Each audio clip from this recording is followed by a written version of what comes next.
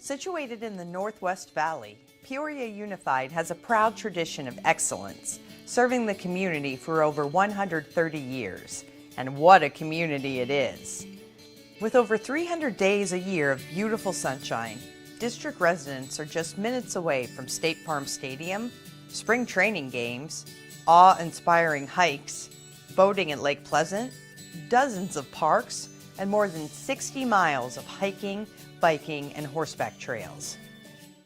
Founded in 1889, the Peoria Unified School District has grown from simple beginnings to be one of the largest unified districts in Arizona, with more than 4,000 employees serving over 37,000 students. With 34 elementary schools, 7 high schools, and 1 non-traditional high school, Peoria Unified is proud to provide a multitude of educational opportunities to fit the needs of every student. With specialized elementary programs, including campuses focused on gifted and arts education, students are prepared to enter our high schools, which include the International Baccalaureate program, championship sports teams, a nationally recognized career and technical education system, as well as fine and performing arts. We're also extremely proud of our MET Professional Academy, which treats students as working professionals while preparing them for post-secondary education and careers in high-demand STEM fields. Award-winning student programs, such as the Peoria Student Broadcasting Network and Unified Sports, allow the opportunity to connect with others at the school and in the community in ways that were never possible before. From mature neighborhoods to brand new housing developments, our district schools and employees are as diverse as our surrounding communities. But the one thing that ties us all together is the undeniable feeling of family within the district. Whether you ask an employee who was raised and educated in the district or one that moved here mid-career, their answer for why they chose Peoria is always the same. Great schools in livable neighborhoods where you'll be part of the Peoria family. Peoria Unified is the place to be. A great place to work, a great place to learn, a great place to live. Peoria Unified. Every student, every day, prepared to shape tomorrow.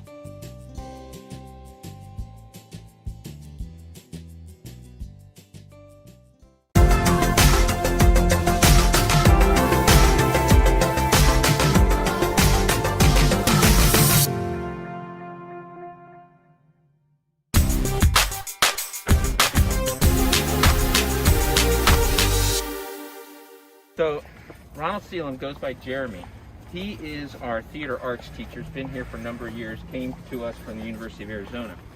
His dad used to be the theater teacher here at Peoria High No School. way. And that building that we're going to is named the Seelam Performing Arts Center after his father. Wow. So, keeping it in the family, obviously a rich tradition of Peoria High School. So we are so blessed to have Jeremy work his magic here. So that's the story behind the story. It is one of the really special things about having a school in a community, in a city. Yep. I mean, it's just Very cool. I love it. Yep. I love it. So, good.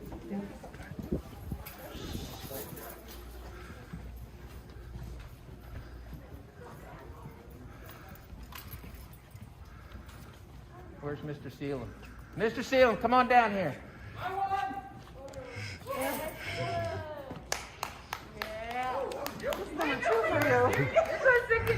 You did win, Mr. Seelam. Mr. Seelam, you have been recognized as Pride of Peoria. The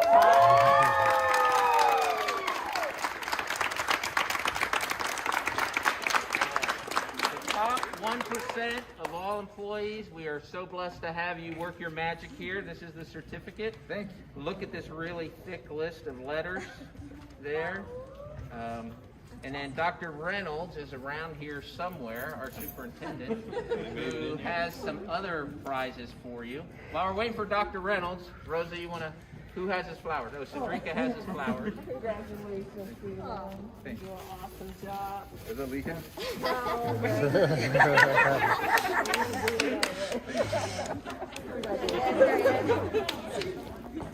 All right, and Dr. Reynolds has a little. I was at the end of the line. We've got a pin for you, little lapel pin for you to commemorate this. This is amazing. I'm sure Paul already said, read through those letters. It shows, especially with your family and the connection to this community. It's just, you're loved for sure. So congratulations.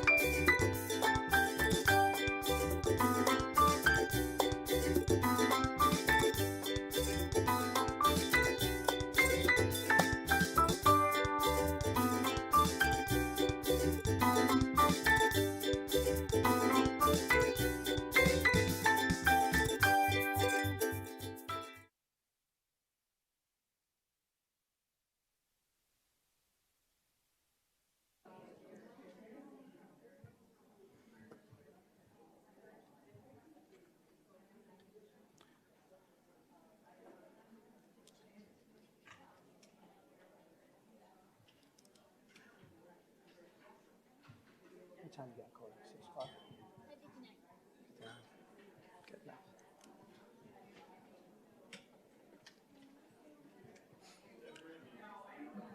Good evening, everybody, and welcome to this evening's board meeting. We'll call this meeting to order at 6 p.m.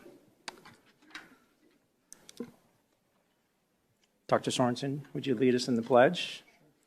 And ladies and gentlemen, if you don't mind, as we exercise a moment of silence, if we can keep our thoughts with one of our own who we lost, one of our teachers from Desert Harbor.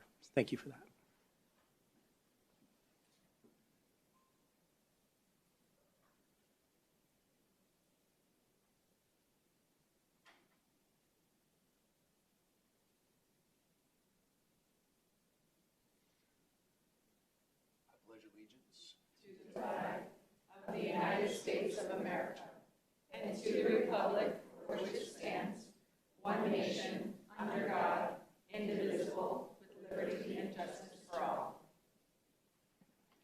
Thank you, Dr. Sorensen.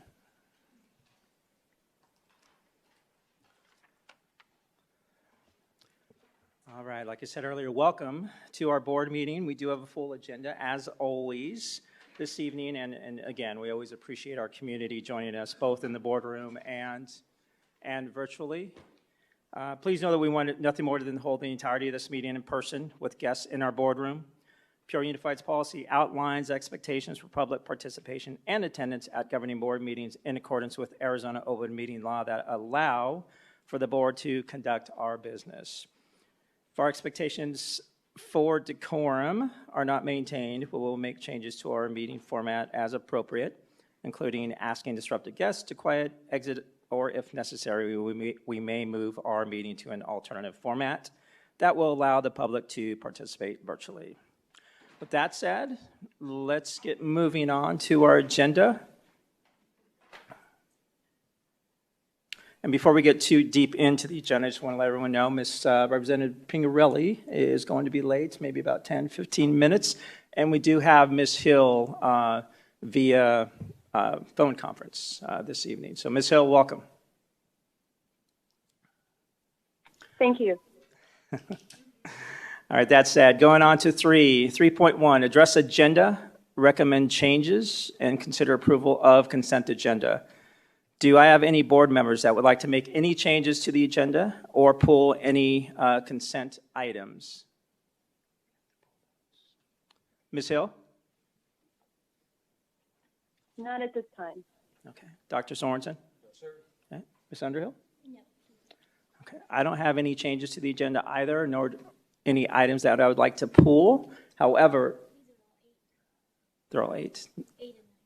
Okay.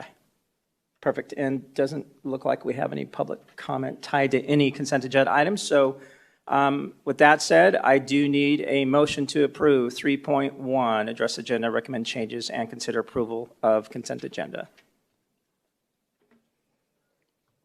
I move that we approve the agenda. And I'll second that.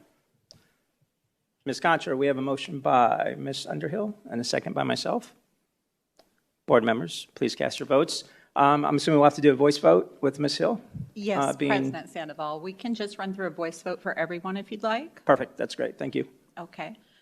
Noting that Mrs. Pingarelli is not present at this vote, President Sandoval, Yes. Mrs. Underhill, Yes. Dr. Sorensen, Yes. Mrs. Hill, Yes.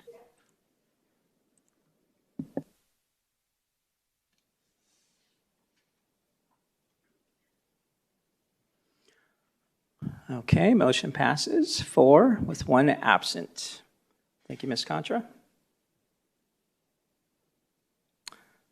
Okay, moving on to section 4, recognitions. 4.1, Ms. Ari.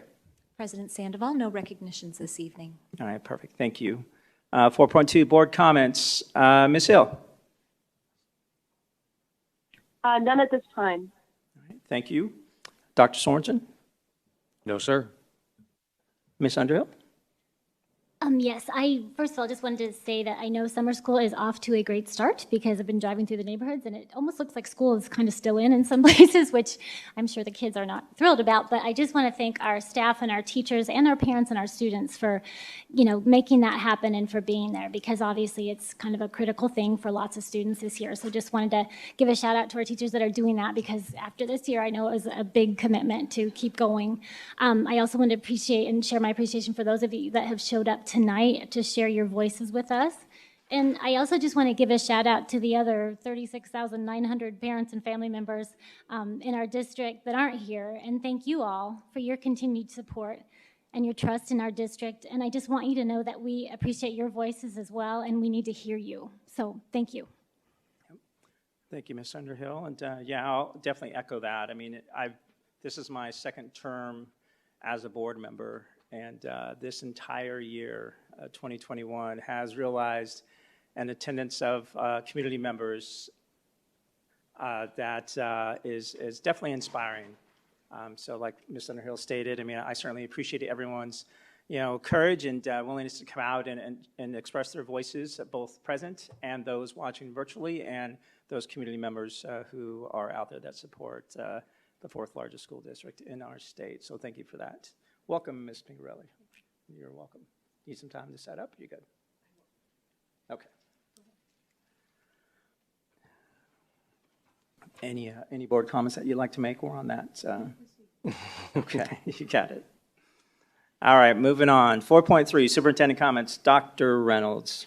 Thank you very much, President Sandoval, Governing Board, Cabinet, and our guests. I have a few comments this evening. We have some great news to share from our Business Services Office and the Office of our Chief Financial Officer, Ms. Michelle Myers. We were recently awarded the Certificate of Excellence in Financial Reporting from the Association of School Business Officials International. Excellence in Financial Reporting from the Association of School Business Officials International. Peoria Unified earned the Certificate of Excellence for the comprehensive annual financial report for the fiscal year ending in June 2020. What's impressive is that this is the district's 31st consecutive year in receiving this certificate, which demonstrates our commitment to fiscal responsibility and financial reporting. We maintain copies of audited financial statements and budgets on our district's website, which also shows our commitment to transparency. This is great work from our team, and they should be very proud to receive this certificate again. So thank you for all of your hard work and the team. Thank you. Other exciting news to share. So Matthew Press, who serves as one of our proud Peoria assistive technology specialists, recently worked with Mr. Robert Willis and some of his engineering students at Sunrise Mountain High School. Mr. Press needed a key guard for a student using an iPad as a talking device. And the key guard is a piece of plastic that sits over the device to help the student isolate their fingers to push small buttons that then speak messages aloud. Mr. Press worked with senior Brody Haley, who not only helped work on the project, but worked to improve the design. He tackled this project with speed, professionalism, and demonstrated his excellence in 3D printing. The key guard has been delivered and was able to be used by a Frontier student before the end of the school year. That is another example of the work that our students are doing and teachers are doing to apply all the learning and knowledge that they gain throughout the year. So that's an exciting piece of news. As well, this week, the Outreach Director at Congresswoman Lesko's office recognized Krista Oftenberg, a 2016 graduate of Liberty High School. Krista has volunteered in a variety of Peoria Unified's kindergarten classrooms since she graduated. She is special needs and loves helping children, so when the Peoria Unified temporarily halted its volunteer program this year due to COVID, she gathered a team to help her find a way to feel connected to the kindergarten students. The end result is a video produced by Krista each week, shared with the kindergarten students at several of our schools. Following the kindergarten pacing guide, her short videos began with the color of the week, then a word, and has progressed to include 4 to 5 flashcard words each week.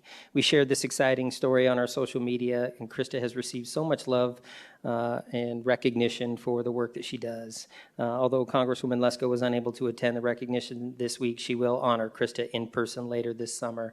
So thank you, Krista, for all you do. We also had the pleasure of having one of our teachers recognized at the Arizona CTE Curriculum Consortium.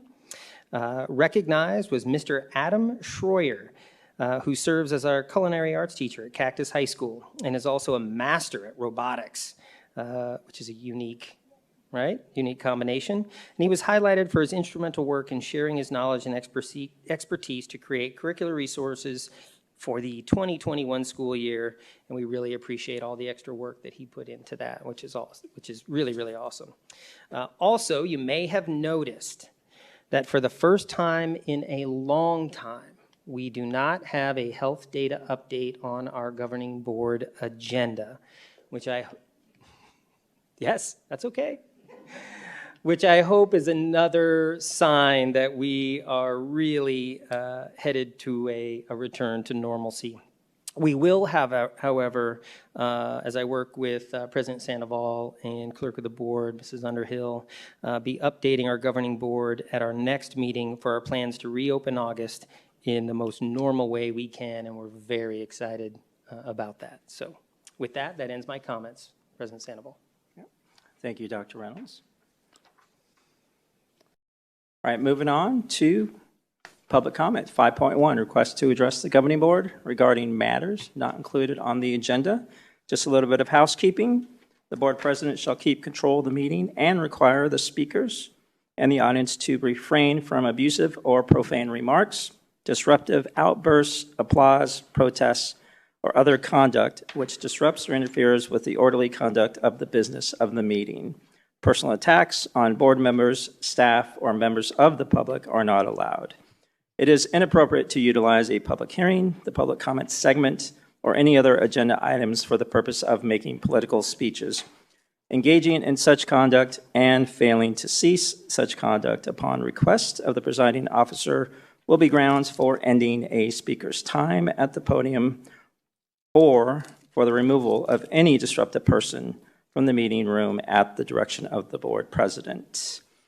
That said, our standard procedures around, we'll spend 30 minutes on public comment, 3 minutes per individual, and again, we welcome everybody's voice this evening, so thank you again. With that said, this first public comment comes from Ms. Courtney Clausen. Is she outside or outside the boardroom?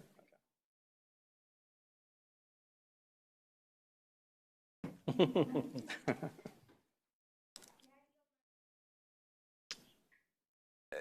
Sure. I mean, if you're wanting to defer it to another individual, that other individual would have had to have filled out a green slip as well. So if they did, then we are good.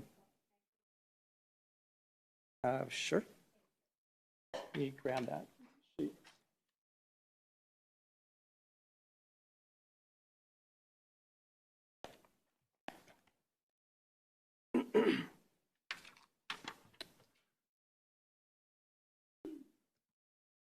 Okay. Ms. Ricks, welcome. Hello again, board members, superintendent, and parents and guests. I will be speaking on a few things tonight. The first question I have is, why is there an ex-board member on the Peoria District Diversity Committee? It is my understanding that the person in question is not an employee of the district. Does the Diversity Committee welcome anyone in the community or parents to be a part of the Diversity Committee? The district plans to quarantine kids again the next school year who come in contact with someone who is COVID positive in class or at school. This was stated at the last board meeting that the district was told by Maricopa County Health Department they couldn't operate if they didn't have to quarantine contact trace kids. I would like to see that statement in writing by the Maricopa County Health Department to the Peoria Unified School District. My next concern relates to surveys being administered to students without parents' knowledge. Apparently on May 17th, students at Centennial High were at home for online learning due to graduation ceremonies. A parent reached out because her 2 kids under the age 18 were sent a survey or a questionnaire that was asking personal home life questions. This parent has not been able to see the survey questions. Why is the Peoria district sending out surveys without parent consent or letting parents view the surveys before? I will make this clear right now. My 4 children are not to be given any survey without my knowledge or consent. Now to my last point.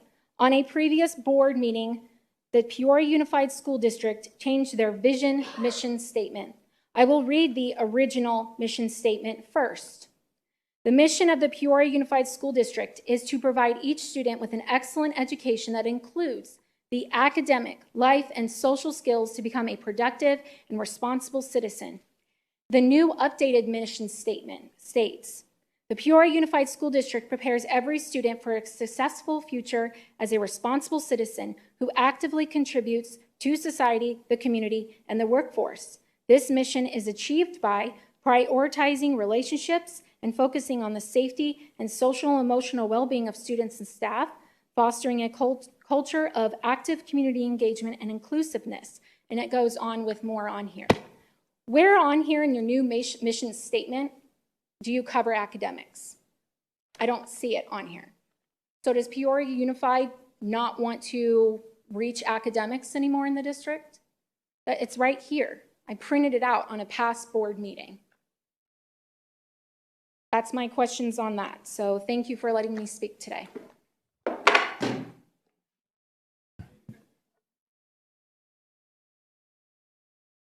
Thank you, Ms. Ricks. Next public comment comes from Ms. Monica Martinez.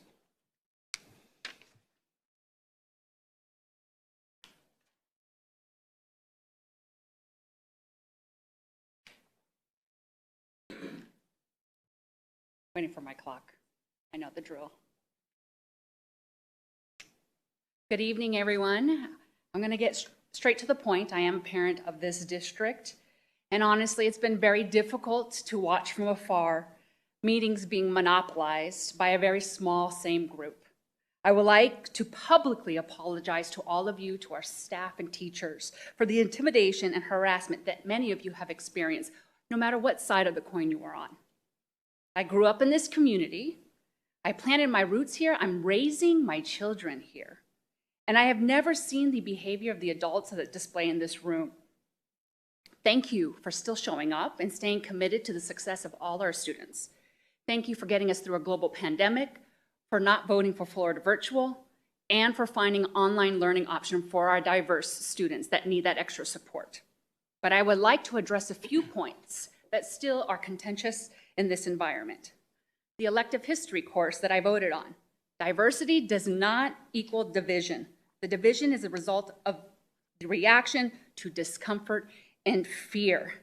If you have concerns about the curriculum that aligns to state standards, I encourage you to create a board of the committee representative of the community members to get into the weeds and find resolutions instead of having 3-minute conversations. Teachers and evaluations, you have expert board members that have observed, evaluated, and seen what our teachers do. We should be finding time to praise them and applaud them, and thank you for coming back. My frustration is not with my frustration includes the misinformation, but also how the board collectively is avoiding the conversation. As a voting board member who supported the elective course, I am disappointed that the approval of the course is being questioned by a fellow board member outside the board meeting. I was once taught by this same board member to publicly denounce a board majority vote is a violation of board ethics. I ask that if there is any concern about a past vote, that this board follow current policy, change the policy, and abide by the procedures set forth by the Peoria Unified School District. I am disappointed in the leadership from our community, from our district administrators, from our parents. These are tough conversations, and yelling is not going to help. Our children are watching. My children are watching. You all took an oath. Please adhere to the oath that you all have been elected to do.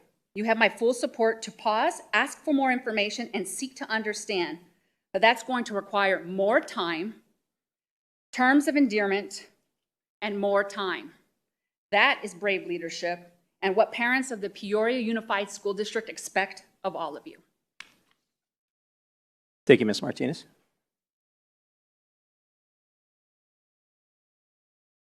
Next public comment comes from Miss, I'm going to say it's either Carl or Carol Raber. What? I apologize. What's the first name? That's okay. It's Carol. Carol, okay. It's been mispronounced since kindergarten. I'm used to it by now. I apologize. My name is Carol Raber, and I have 3 children who have attended PUSD schools. My daughter will be a sophomore next year. Several months ago, I had a conversation with the former Superintendent of Public Instruction for the state of Arizona, Diane Douglas, who said something to the effect of, enrolling your child in public schools today is child abuse. At the time, I thought she was being overly dramatic. Since then, I've been attending these meetings and heard how teachers and curriculum advisors have been caught in lies and not been completely truthful. 2 weeks ago, I called Centennial High School and asked that my daughter be disenrolled from the school. I did so with no idea what school she will be attending next year, and I'm considering the possibility that I may need to resign from my job in order to homeschool. I have been told that PUSD schools do not teach critical race theory, but what we've found is that our schools are teaching many of the elements of this divisive and dangerous theory and disguising it as diversity, equity, inclusion. Because who could object to diversity, equity, and inclusion? What then is the problem? I understand that several of these examples may not have been implemented yet in PUSD, but I think most of the parents in this room will agree with me. Teaching students to respect and be kind to people of all races, abilities, creeds, colors, or sexual orientations, that's good. I would expect that if my child were bullying or treating another child badly for any reason, that I would hear about it. Providing additional resources to students from underprivileged families who need support? Absolutely. Teaching historical facts about different ethnic groups and highlighting the societal contributions of different cultures? I have no problems with that either. Teaching about different cultures and religions? Also good. Teaching basic biology and sexual health at appropriate ages? I would actually be okay with that if it was similar to what the nuns at my Catholic grade school shared in 5th grade. What I don't agree with is teaching that one race is the oppressor and others are oppressed, regardless of the personal history of the individuals involved. I don't agree that small children should be taught about masturbation and anal sex, which schools in several states have been caught teaching in elementary school. I don't agree that 9th graders should be assigned books that are discussing explicit sexual acts or scenes that can only be described as sexual abuse, kidnapping, and torture, as happened in Loudoun County, Virginia. In case you hadn't noticed, parents are starting to pay attention, and if we band together, we can eradicate this poison from our schools. Last night, I attended the Chandler School Board meeting where Charlie Kurup, James T. Harris, and dozens of parents made statements, while probably 200 other parents observed from an overflow area outside in 100-degree heat. Our power is in numbers. I urge all of you parents on the fence to make a stand and disenroll your child as well, because that is how the schools get the message. We are blessed to live in a state with thriving schools. Thank you, Ms. Raber.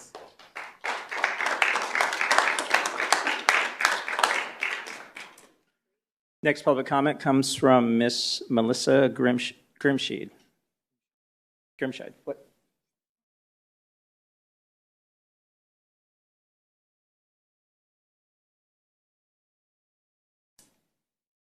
Good evening, President Sandoval, members of the board, Dr. Reynolds. Most of you know me. My children are a product of this district. They started in kindergarten, graduated from high school in 2019 and 2020. I worked for this district for 10 years. Even not working for the district, I worked my tail off to get the override passed this past fall. I strongly believe in this community, and I'm a third-generation public school teacher and am very proud of that fact. I believe that public schools shape our community. Public schools educate our future. In fact, it's in Peoria's vision statement, every student, every day, prepared to shape tomorrow. My children, and I mean my children who walk through my classroom door every day, I love every single one of them. They'll be my kids forever. It hurts my heart to lose those kids at the end of every year and think that I'm going to get a new group, because you don't think that your heart's going to expand even more to fit those children into my heart. And when they walk through the door, I do see their race. I see beautiful Black children walk through my door. I see glorious Hispanic children and wonderful Asian children and Native American children and Muslim children and Christian children and Jewish children and gay, straight, bisexual, transgender, queer children. I see children walk through my classroom, and you know what? That means that they walk in with different life experiences. And that means that every single one of them needs specialized supports so that they can all reach their maximum potential, so that they can all achieve in my classroom. It means I need to honor them as individuals. Their parents would want me to honor them as individuals, not as a number on my seating chart, not as a face in Synergy. They want me to see them as individuals. And that diversity makes my classroom beautiful. And by giving them those individualized supports, I am making sure that I provide them with an equitable education. And sometimes that means that they need to see themselves at the center of the story. They need to see someone who looks like them. They need to feel included. This goes for all of my children. They need to feel included. And if you notice, I said diversity, equity, inclusion. I served on this district's Diversity, Equity, and Inclusion Committee in 2019-2020. And I strongly believe that what you're doing, what this district is doing, is important. It needs to be continued. That needs to be supported. I challenge anyone who wants to talk to me more about how diversity, equity, inclusion look like in my classroom, talk to a teacher. And to quote someone who I respect, with great power comes great responsibility. You have some power, please use it to be responsible to our students. Thank you, Ms. Grimshy.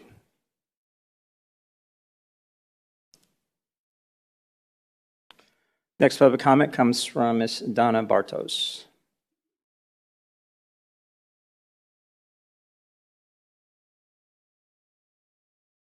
Hello, Superintendent, board members. I am the one who fell outside. I wore cute shoes to the board meeting tonight, and wrong thing to do to your first board meeting. My name is Donna Bartos. I'm a resident of Peoria, and I am also the mother of an incoming senior at Sunrise Mountain High School. I have not attended these board meetings in the past, but have a call to action here because I believe that there's another side to this story that needs to be talked about and communicated. I think it's accurate that all of us want safe and healthy schools. Is that correct? Safe and healthy schools where our children feel loved and where they feel included. The word inclusion and the word equity, those words have been publicized and politicized for way too long. They should no longer be politicized. It is clear that there are stark differences in opinion on how we get there. We want the same goal, but how we get there is what's causing much division. It's caused stress, longer than necessary board meetings from what I've seen on the YouTube channel, and unproductive discourse. We can do better, PUSD. That's why I'm here. I'm also here to show my support to every teacher, every student support staff, every student, every parent in this community who feels like their voices have not been heard, of why diversity, inclusion, social, emotional, learning, and love are important for every student. There's a left, there's a right, and in the middle is where collaboration and consensus lies. And that's not happening here. So my request to all of you, as the board with power, is to take back your time in these board meetings and offer a space, a safe space, to convene with a facilitator, Peoria Unified School District parents, staff, students, and community members to hash this out. What I also understand is that many of the people who've been holding the microphone in our district do not even have students in our district. That's unacceptable. It has been a tough 15 months for all of us in this district, in this world, in our country.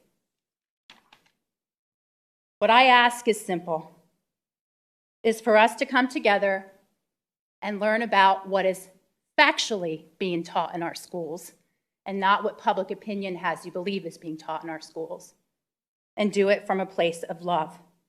Because after all, every student, every day, needs to feel included, valued, and loved in the Peoria Unified School District. Thank you. Thank you, Ms. Bartos.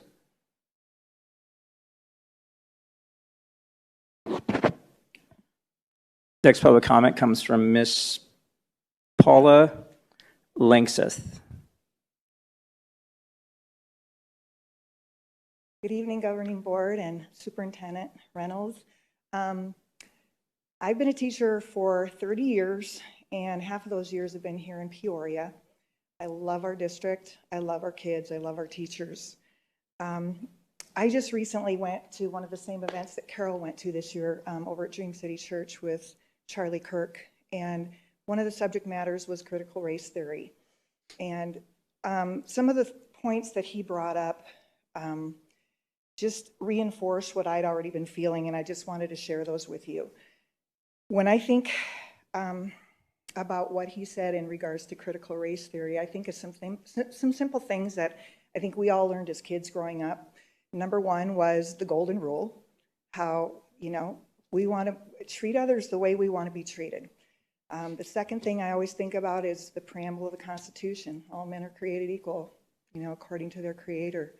And the third thing, which really hit me that he spoke about that night, was what Martin Luther King said in his dream speech about not being judged by the color of your skin, but by the content of your character.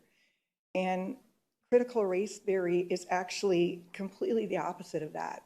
It's teaching people to be critical of skin color, of race, of ethnicity, and not about the content of their character. And that's where I struggle with this really a lot.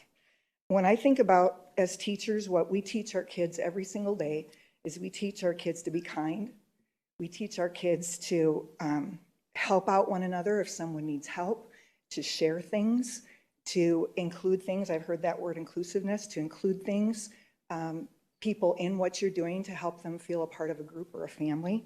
And I know at my school we have an incredible Pride program, and for those of you that may not be familiar with that, it stands for P for positive, R for respect, I for integrity, D for determination, and E for excellence.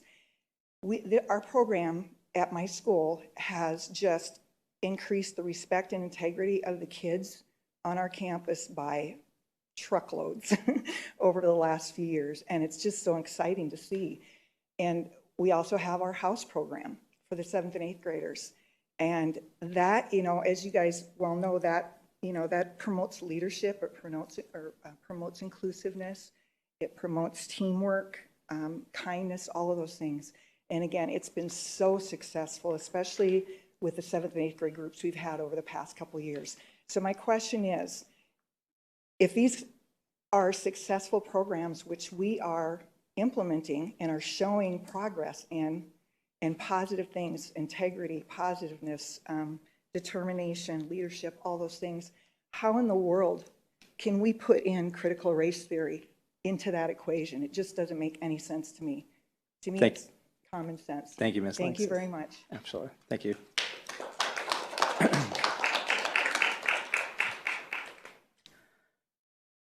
Next public comment comes from Mr. Josh Gray. And just as a reminder on the applause, if we can keep that to a minimum, I'd appreciate that. Thank you.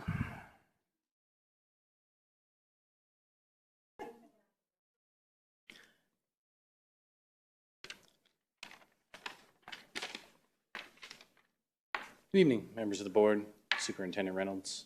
Thank you again for giving us all the same opportunity to speak here this evening. I chose not to speak last time I was here because I really wanted to sit and listen to people's concerns.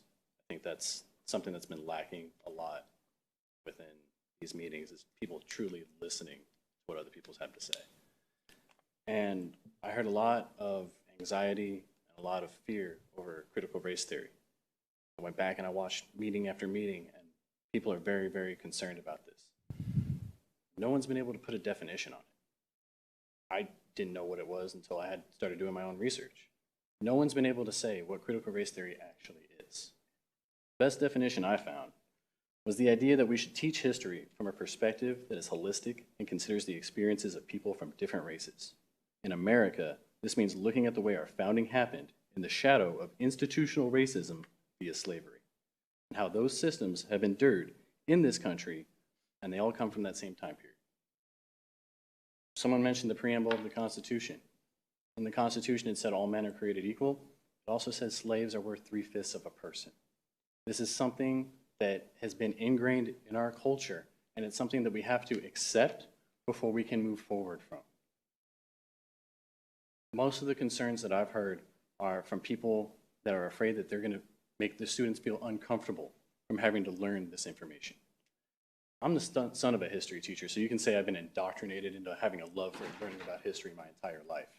And one of the things I've learned is if you're studying history and it doesn't make you feel uncomfortable at some point in time in your study, then you're not studying enough history. We study history not because we're afraid it's going to make us uncomfortable. It should make us uncomfortable so that we don't repeat the same mistakes. We're trying to stop ourselves from repeating the mistakes of the past. And the only way to do that is by studying it, because truth matters and facts matter. None of us, I took AP history here in Peoria. I didn't learn about the 1921 Tulsa City riots. I bet none of us did. Nobody in this room can probably tell me where grandfathered in comes from, but it comes from literacy tests in the Old South, and it's something that we all use in common language. This is important, and it's something that we should offer at least to upperclassmen to be able to study this history. My last 30 seconds, I just want to take a moment and have some positivity, because this last year was hard on everybody. Nobody had a great 2020, 2021, I don't think. And we all have that shared experience together. We all got through that. And I want to thank the members of the board, the faculty, the staff, the parents, everybody for getting through that together. And that's something we should focus on going forward. Thank you, Mr. Gray. Next public comment comes from Ms. Susan Goss.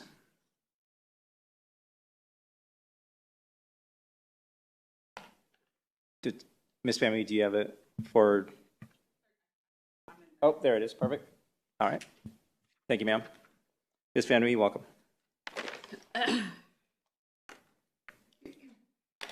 Oh, wait a minute. I need the phone. Hold on. Sorry. I want to first just say a comment out loud to something that's been said, and I think Heather Brooks had said something about a meeting a couple of meetings ago that the board, teachers, anybody that works for Peoria School District, stop saying that they are your children. They are not your children. They are my children. I am responsible for my children in your school district. Okay? They're not your kids. Okay. With that said, we, the parents of this great state of Arizona, are putting Peoria Unified School District on notice for violating our parental rights and our constitutional rights. The notice reads as follows. Whereas Arizona State Statute ARS 1-601, Parents' Bill of Rights states, the liberty of parents to direct the upbringing, education, healthcare, and mental health of their children is a fundamental right. This state, any political division of this state, or any other governmental entity shall not infringe on these rights. ARS 1-602D, unless those rights have been legally waived or legally terminated, parents have inalienable rights that are more comprehensive than those listed in this section. This chapter does not prescribe all rights of parents. Unless otherwise required by law, the rights of parents of minor children shall not be limited or denied. The state of Arizona's legal definition of political subdivision, ARS 15-101-23, school district means a political subdivision of this state with geographic boundaries organized for the purpose of the administration, support, and maintenance of the public schools or an accommodated school. Therefore, based upon the existing legal bound Arizona revised statutes, along with the Arizona Constitution and Federal Civil Rights Act, it is required that all school districts, charter schools within the state of Arizona comply immediately, respecting a parent's rights to choose whether to have their children be COVID tested, vaccinated, or wear a face covering in any school or on any bus without segregating said children by forcing them to have a less equal form of education such as online learning, distant learning, or any form of education that would segregate the child from the brick and mortar school in which they are enrolled. Denying a parent guardian to make this decision is in direct violation of state law and the Federal Civil Rights Act.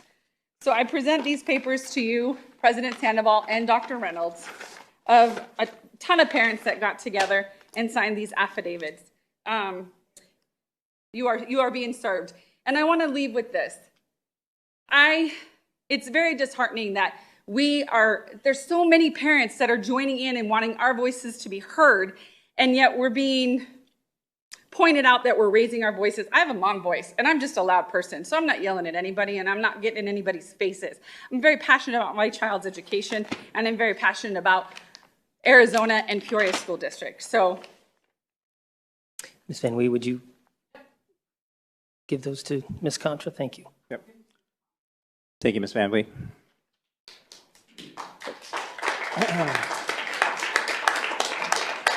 Next public comment comes from Mr. Roger O'Day.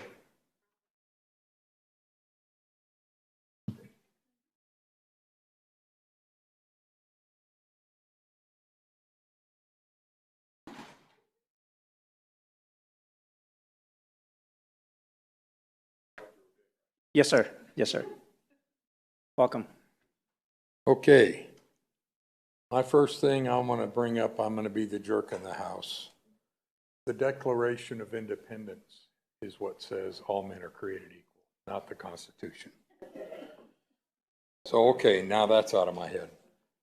I'm doing this in a Trumpian fashion because I decided I'm going to do this out of my head. I've been picking up stuff even here tonight, but the one I got a couple weeks ago at the last meeting, and I don't remember who it was speaking, somebody was talking about the guy that said anybody that was against critical race theory was a wacko or a whack job. I don't remember, it was a whack something. But they went on to say that one of the things you learn in life is don't upset your customers.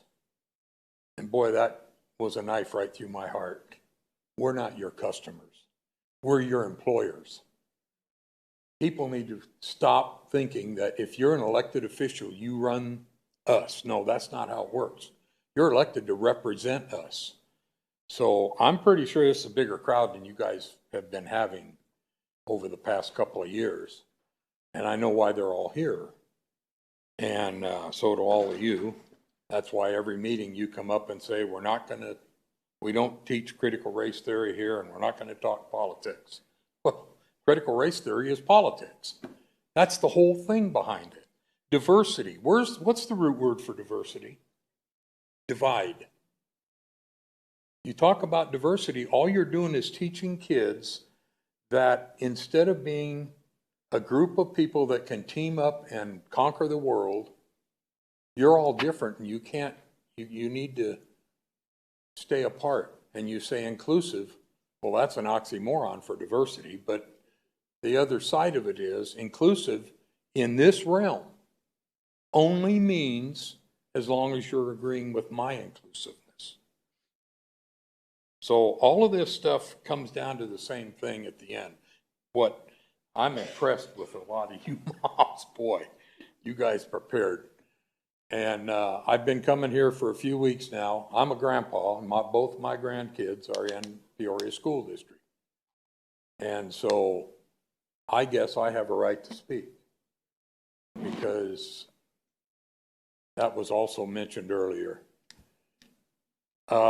This stuff is going overboard, and since things have happened recently, it seems like it's just picked up speed. You're teaching things to the kids in these schools that you didn't ask permission to teach. Thank you, Mr. O'Day. Next public comment comes from Miss Angie Fishman.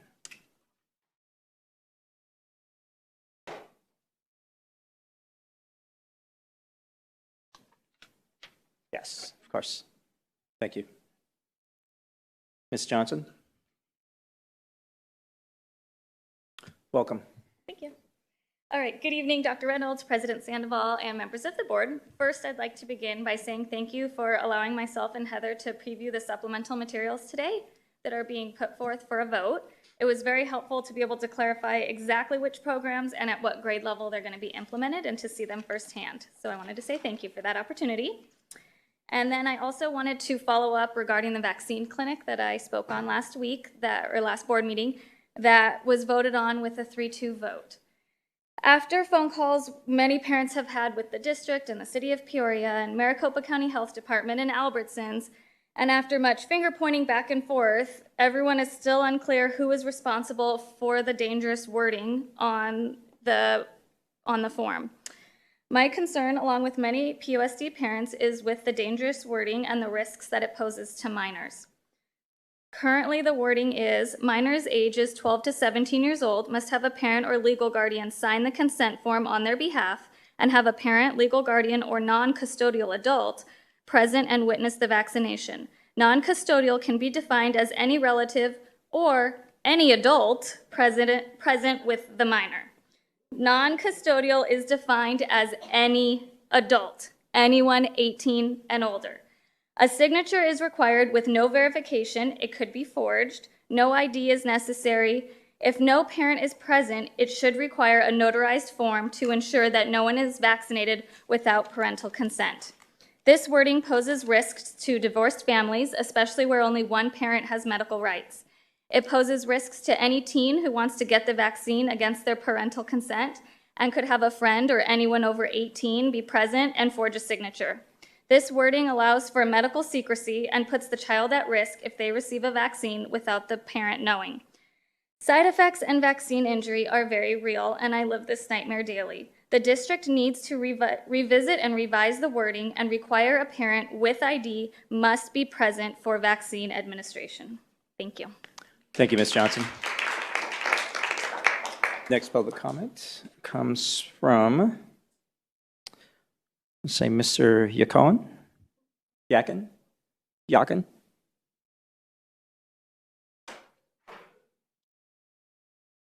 How are you, sir?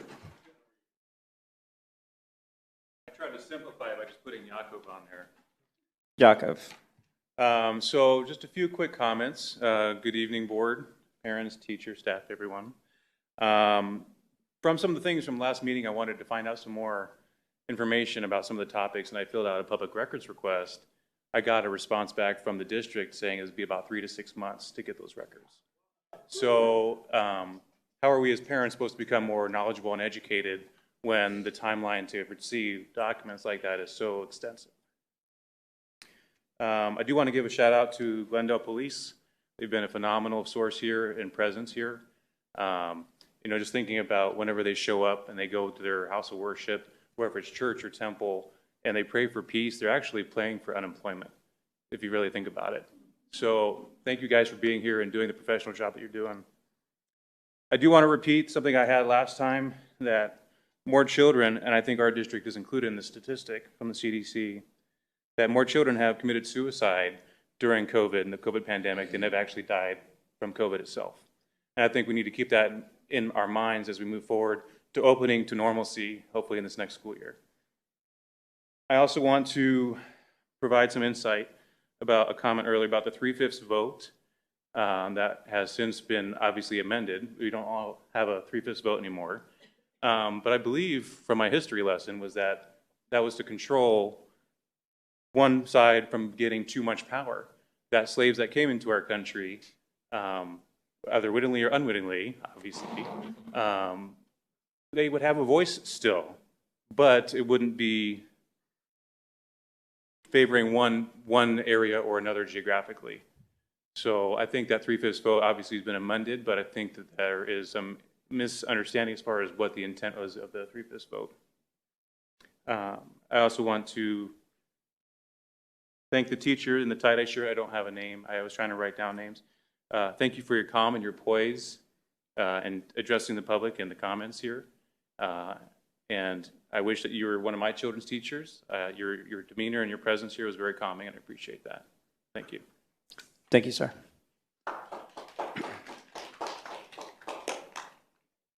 All right. Final public comment comes from Miss Jody Brackett.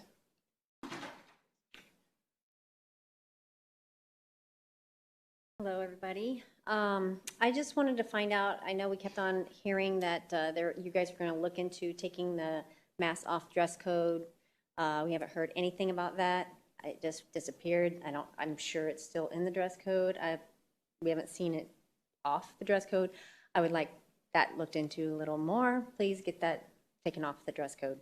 And I just wanted to make sure of that. Thank you. Thank you, Ms. Brackett.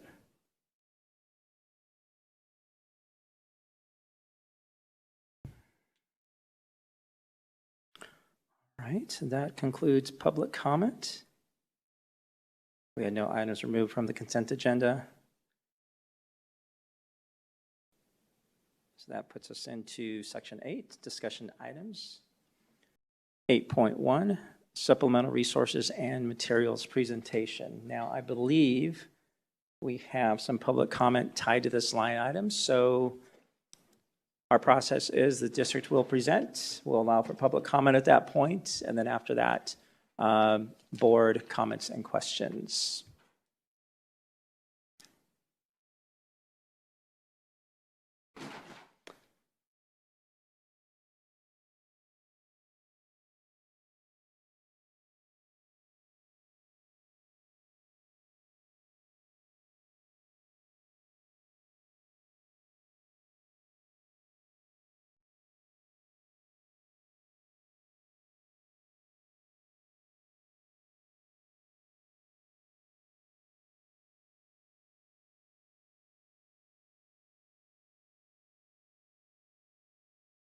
Reviewed policy IJJ, textbook supplemental materials selection and adoption.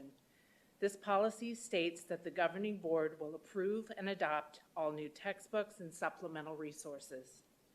This policy is attached to this agenda item, and the 4 bullet points are outlined here on the slide. On October 26, 2017, Dr. Bell provided an overview of digital resources that were being utilized around the district, and at that point in time, there were 40 piloted tools. On May 10, 2018, both Dr. Bell and Mr. Moss provided additional information regarding the fidelity of usage as well as student achievement data as we began to narrow the focus to specific digital resources to ensure consistency district-wide. In the fall of 2019, we began a core adoption process, which culminated on March 12, 2020, at that board meeting with the recommendation for an ELA textbook adoption purchase for grades K through 12, in which Benchmark Advance was approved for K through 5, and My Perspective was approved for grades 6 through 12. All finalists for these resources were put on display here at the district office and throughout our school sites for a period of 60 days, and input from the school community was solicited. Supplemental resources are defined as any materials not utilized for primary instruction. Some examples would be highlighted here in the policy that include manipulatives, digital tools, and electronic media. As part of our district process for supplemental resource, our district content experts review the materials for alignment and appropriateness and for the course and/or grade level. If there is a digital component to the program, our IT department must also review it to ensure compatibility with our systems and data security. We have in-depth conversations with the companies to ensure that a professional development plan is established and that teachers will be able to feel confident using the programs in their classrooms. Also, cost and vendor support of the products are taken into consideration.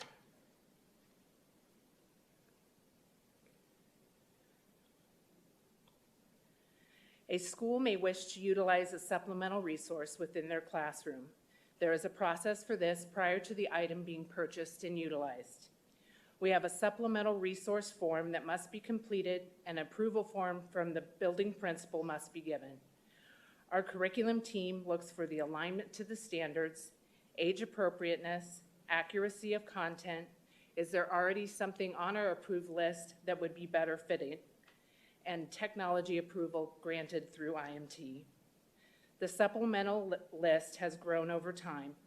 Most items have been on there for over 10 years. So as part of our continuous improvement, we have made the decision to remove all items prior to 2018 to ensure that the items that are on the list have been approved by our current team. We will continue to review and refine the list, and the final list will be brought forward to the board for your approval. Supplemental resources and those processes can be further discussed at the board retreat or at a future board study session. At this time, I would like to now provide an overview of 8 supplemental resources that are being utilized for teaching and learning within our classrooms. The programs that are on this slide listed here are primarily used for interventions. They provide strategic lessons that allow students to work at their own pace and at their current skill levels to help us intervene on learning deficits that a student may have. This will be especially important as we begin addressing learning loss due to the pandemic. The ones that are on this slide, Alex, Read 180, System 44, and Edgenuity, in the past have been purchased through our SAVE cooperative contract.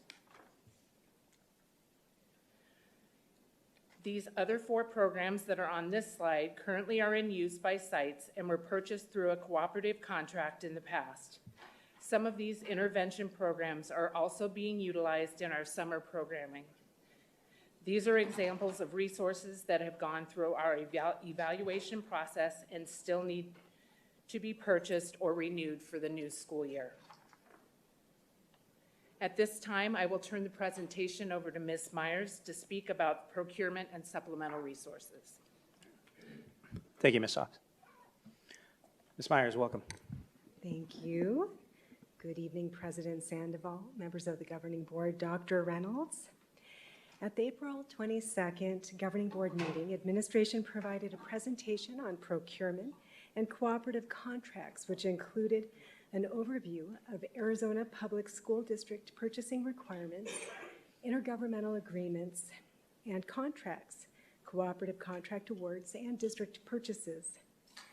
During the presentation, external statutory and agency requirements were also covered, as well as district policy that applies to the purchase of goods and services to assist the district in fulfilling its mission goals and objectives, and to ensure that all purchasing is in accordance with the Arizona Administrative Code, School District Procurement Codes, applicable state statutes, and Peoria District Policy.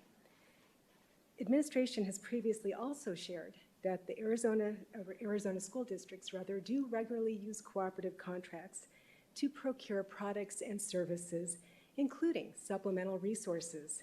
A district can also issue a request for proposal, also known as an RFP, to procure supplemental resources that will cost $100,000 or more during a fiscal year. A district-initiated RFP includes a district-developed scope of work, evaluation criteria, and evaluation committee, and it can be utilized in conjunction with external cooperative contracts to provide an additional procurement mechanism to purchase commodities, including supplemental resources during the fiscal year. In addition to district purchases of supplemental resources, memorandums of understanding, also known as an MOU, as well as donated products or services may include supplemental resources and do require governing board approval for participation or district acceptance. Donations and MOUs may not have a procurement requirement if there is not a resulting district purchase or expenditure. Per district policy, gifts and donations shall meet the same criteria as materials that are purchased for the evaluation of supplemental resources. Recommendations and next steps for the new fiscal year include an ongoing district focus on continuous improvement that will include the review and refinement of the district's procedures and processes related to the approval and procurement of supplemental resources and materials. In addition, in a subsequent agenda item, administration will request for the approval of a limited number of supplemental resources and vendors to be awarded through a SAVE cooperative contract for next year. That requires governing board actions. These resources were discussed earlier in the presentation and will need to be covered by an approved cooperative contract for purchases to be made for the new school year. In a subsequent agenda item, we will also ask administration to approve the issuance of a Peoria Unified School District request for proposal for supplemental resources and materials that would include a district-developed scope of work, evaluation criteria, and evaluation committee. And this district award can be used in conjunction with existing cooperative contracts to purchase supplemental resources and materials in the future. And with that, I will now ask Mrs. Hobbs to rejoin me, and we'll conclude the presentation. And administration is available to answer your questions and to hear your comments. Thank you. Thank you both. Before we get into any board questions or comments, we do have a few public comments that we'd like to get through. So we'll go through those and then we'll invite you back up. Okay? Thank you.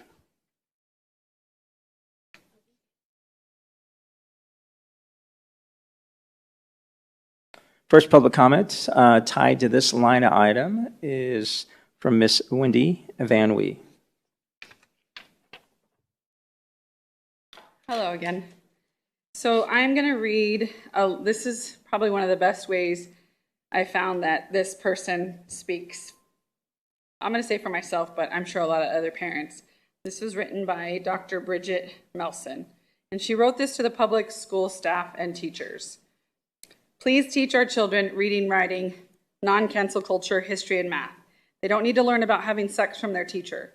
They don't need to be asked what gender they are. There are two, male and female. Look at them, you can tell which they are. If you find this complicated, perhaps you should not be teaching children. They don't need to be asked if they've used drugs, snorted anything up their nose, vaped, drank alcohol, if they have bisexual or gay parents or tendencies themselves. This is not your job. They don't need to be told that being white is a privilege or in any way a bad thing. They don't need to learn from you what diversity, equity, inclusion, or equality is, or what the letters LGBTQIA stand for. God loves us all, and we are all equal in his eyes. This is not your job. The BLM and LGBT flag does not need to be flown at their school. No Pride Months need to be recognized. Fly the American flag and perhaps the state flag and move on. Politics need only be discussed if there is balance and backed by historical relevance, and even then, all teacher bias must be removed from the discussion. You are not the political judge and jury, and your contempt needs to be saved for your social media outbursts and stay out of our children's classrooms. This is not your job. My child does not need to be singled out for his belief system politically or spiritually. It is your job to listen and promote a healthy discussion and then move on. Please talk directly to the parents if there is an issue, not with my child. Do not bring your agenda into the classroom. Do not shame our children. Do not bring CRT cult teaching into the classroom. Do not bring social justice rhetoric into the classroom. Do not discriminate against my child because he has a godly belief system and you do not. This is not your job. I encourage prayer and the Pledge of Allegiance at the beginning of school and class. Try it. It'll promote patriotism. Be a blessing to your classroom and bring peace to your day.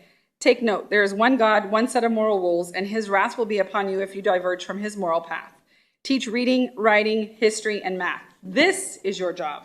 Let the parents do the rest. You're not the parent, nor are you superior to us or God.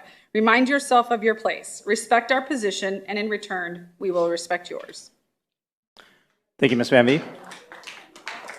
Next public comment comes from Ms. Linda Busam.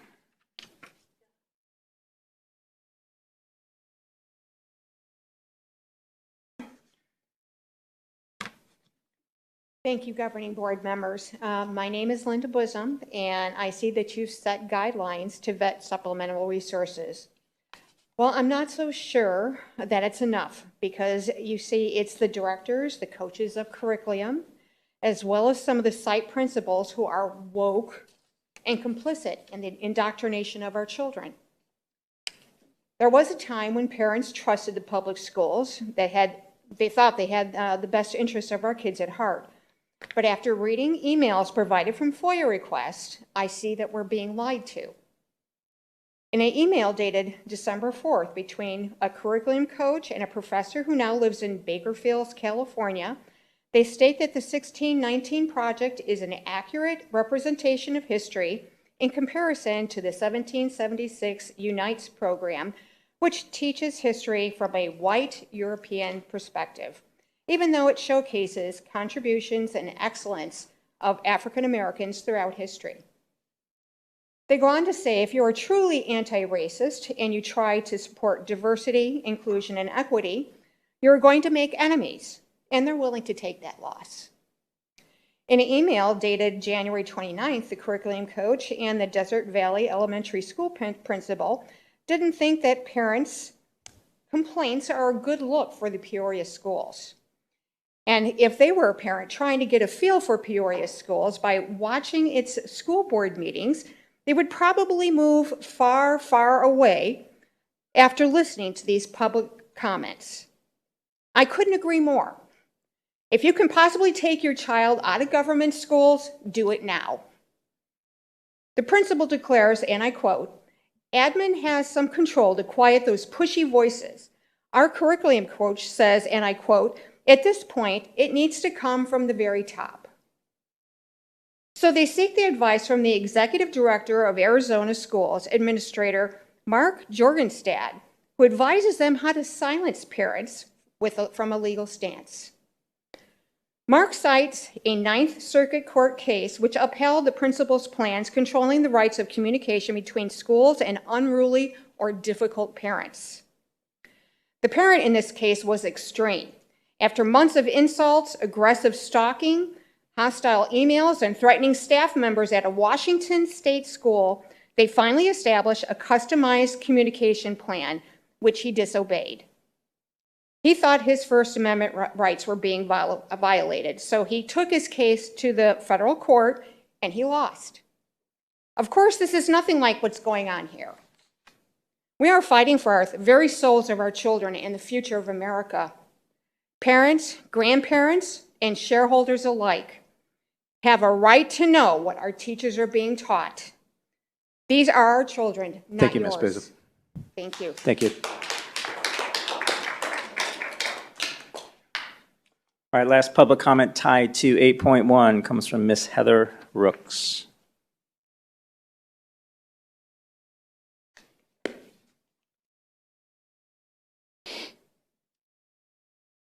Board members, superintendent, parents, and guests. I will be discussing a few things and asking questions on this presentation presented by the curriculum department.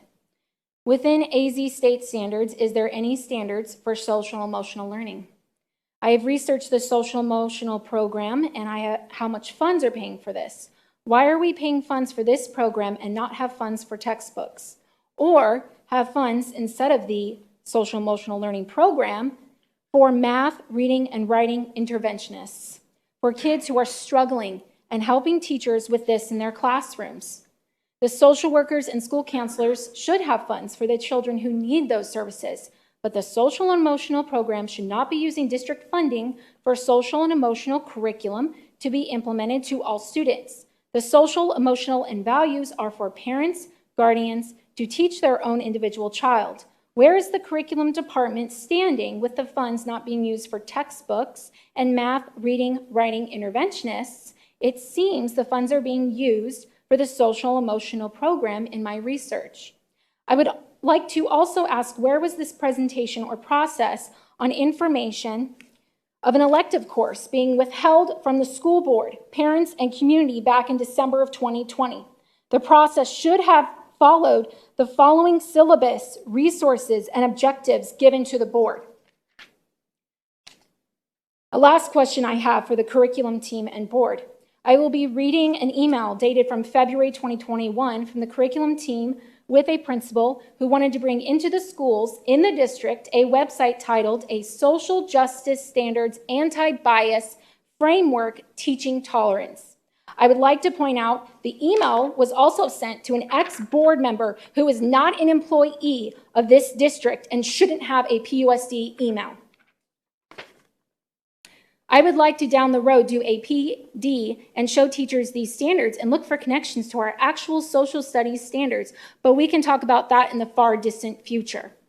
Team, I would hesitate to distribute these standards as a supplemental resource unless we go through a process either through the diversity task force or curriculum and instruction. If we're going to deliver new standards, they should be board approved. How does the diversity task force approve curriculum in the Peoria Unified School District? It says here that they should be board approved. No, it is to be a board approved with the curriculum and supplemental resources. Where does the diversity task force fall into this? This is an email, public record request.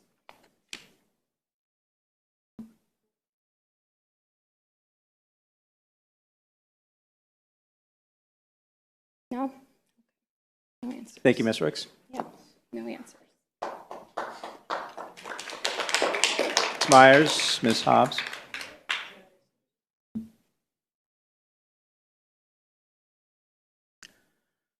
Board members, questions, comments? Ms. Hill, you still with us?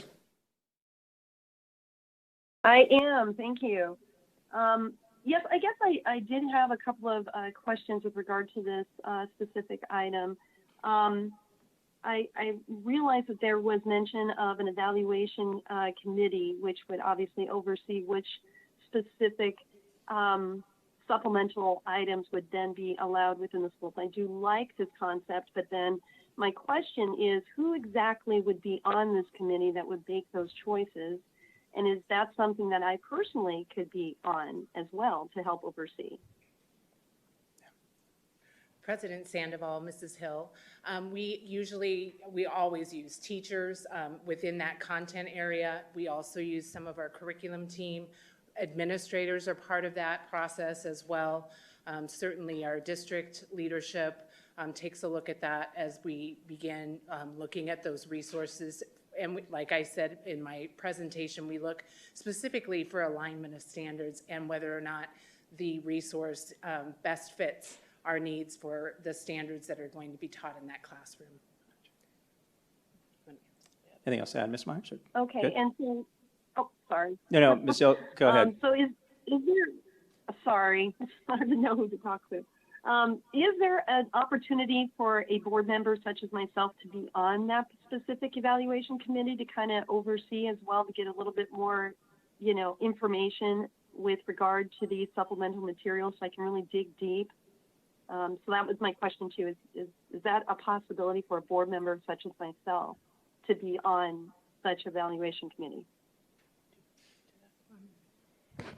President Sandoval, members of the governing board, Mrs. Hill, if I may clarify, are you asking regarding the district's evaluation of supplemental resources or a request for proposal evaluation committee? Actually, I wanted to, I guess there's two different questions. You're right. So, I mean, my understanding is there's an evaluation committee that goes over the supplemental material to establish what is going to be appropriate and what is not.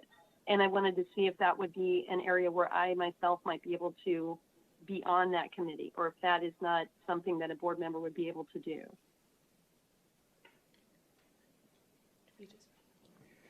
Mrs. Hill, we always bring all of the materials to the governing board to have them take a look at it. So that would give them, the board, an opportunity at that point in time as well. We always welcome parents and governing board members to come at any point in time.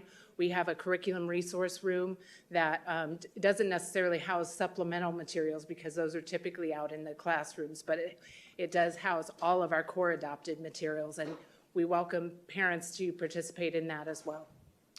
So, Mrs. Hill. Go ahead. This is Dr. Reynolds. Dr. Reynolds. This is Jason. Yeah. Yeah. So let's think about that just a little bit. It could be problematic for a board member to be involved at that level when you are the one that would be making that decision and voting on those items. So that'd be something I'd want to just to look at and review and see if that creates a conflict for a board member when the vote comes. But we can look at that for sure. Dr. Reynolds. Okay, thank you. And then if not, that might be just an opportunity after, like you say, it's filtered through the evaluation committee that the board can then take a look at it if it's, pretty extensive, so we can actually see exactly what the supplemental material is. We know exactly what we're going to be approving or not approving. And it might be an option, and I'm going to look, when we do the supplemental, when we bring that to the board, is that 2 reads? We can request to have, we can have 2 reads for that, where you'd have time to present the information and then vote on it later on. Yeah, I think that would be a good idea. I mean, allowing the board to have input versus, just feedback. I mean, 2 reads would be great. Dr. Bell, you were going to say something. That sounds good to me. Thank you very much. Yes, we did provide with our latest adoption, the ELA K-12 adoption, a small reception, if you will, that we were can bring forward or planning to bring forward to you. We can arrange activities like that so the board can see the materials in advance. Thank you. Thank you, Dr. Bell. Ms. Hill, any other questions, comments on this subject? None at this time. Thank you very much. Okay, you're welcome. Dr. Sorensen? No, sir. Thank you, sir. Ms. Underhill? I do have a question about the RFP process, but I'm wondering if I should wait till 9.1 or You have a question on what, sorry? on the RFP process. I know that is addressed in 9.1. You can, I mean, we addressed that within this discussion item. If you have Yeah, that question, I think you it can. makes You can sense. do it now, or you can wait until. Okay, great. So I just was wondering, if we do an independent RFP process, do we anticipate that there would be an increased cost for items purchased through an independent RFP as opposed to through the, the consortiums that we have been part of in the past? Thank you, President Sandoval, Mrs. Underhill, members of the board. That is a very good question. On April 22nd, when I provided the procurement and cooperative contract presentation, I did make note at that time that there's purchasing power within a consortium because you have a large number of members or cooperative participants. So whenever you do a solicitation, a formal procurement solicitation, you don't know what responses you will get until you put forth the request. And oftentimes, if it's a larger group, there's more purchasing power, and there could be a chance that there is more competitive pricing through a cooperative award versus a single district. A single district RFP can also include other districts. It can be written in that way. But again, I did comment that the RFP would be an additional purchasing measure in addition to cooperatives that are available through the number of the consortiums I mentioned or other district solicitations that were written as a cooperative. But that is a very good question. Mrs. Underhill, if I could just jump in as well. When we, in our next item, when we're asking for permission to explore that, that doesn't mean that we have to follow through it. If for some reason pricing, those kinds of things came through. If I may, Dr. Reynolds, members of the board, once there is approval to go out, there needs to be an intent to complete the solicitation. You can't stop the process based on the responses. So what I mean by that is if there's approval, there's a process, a scope of work, there's an evaluation criteria, committee evaluation, and then a recommendation back to the board. But what I am saying is you have options among many purchasing instruments per se. You could use a cooperative or the RFP to have the best pricing or product package that might include training, that type of thing. It doesn't limit us from the co-op. That's correct, and that's Right. where I want to be clear. Gotcha. Go ahead. So just to clarify, if we issued an RFP and it was for $100,000 or whatever, and we got something back that was way higher than we would have gotten through the cooperative, are we still have to fund that RFP or? Thank you. That's a very good question. I want to be clear. Once you start an RFP process, that procurement activity goes to fruition. What we have the option to do is to choose among purchasing instruments to cover that purchase. And so if you have a better option through a cooperative versus a district-initiated bid or RFP, we can do that. Doing a district solicitation does not preclude you from participating in a cooperative. That's the key response. Okay, great. Yeah, I guess I wanted to verify because I know at the April meeting that you had stated that that basically when we have a cooperative contract and how it's used, it was made clear that these contracts can be limited to a finite population of vendors on an awarded contract and that there is no requirement to use all the vendors on that contract, correct? And also it was stated that awarded vendors are still required to go through the district's due diligence and vendor registration process. Is that correct? That is correct. Okay. And it was also noted that an approval of a contract and awarded vendors does not provide teachers and staff with immediate access to the awarded vendors' products or services, and that requests would still continue to be vetted through the approval process first. That's correct. That is correct. Okay. I just want to make sure that, I guess I'm just concerned about expending additional time on developing and evaluating an RFP. If we already have a process in place that kind of limits those vendors, I just want to understand, and recognize the importance of the RFP process. Certainly, and I can speak to that. President Sandoval, Mrs. Underhill, members of the governing board. When there is a cooperative or an RFP award or a bid, it's for a set period of time, typically 5 years, renewable annually. So cooperatives that other entities have awarded will expire. So you're always looking for a new cooperative to cover a purchase. Also, new, for instance, in the area of technology, new products or services may come out, and there might be a newer award that can be evaluated. So once there's a cooperative, it doesn't mean it's into perpetuity. It expires, and that agency or that consortium may not issue another one. So you're looking at multiple ways to cover that procurement to meet our requirements under the procurement code. Districts do regularly initiate their own solicitations as well as use cooperatives. It's very common. I went through that in depth on April 22nd. We're not forced to use one, all, or none. It's a menu of opportunities from a procurement perspective. Okay, that's great. Thank you. You're welcome. Thank you, Ms. Underhill. Ms. Spingarelli? Well, just thank you for the presentation, and thank you for kind of separating it out and showing just exactly what we're using. So thank you. Thank you, Ms. Spingarelli.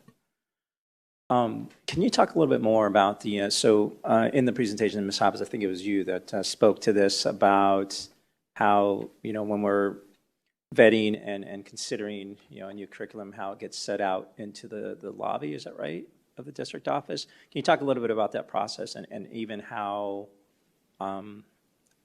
our families are, I guess, even notified of, that it's there for their viewing?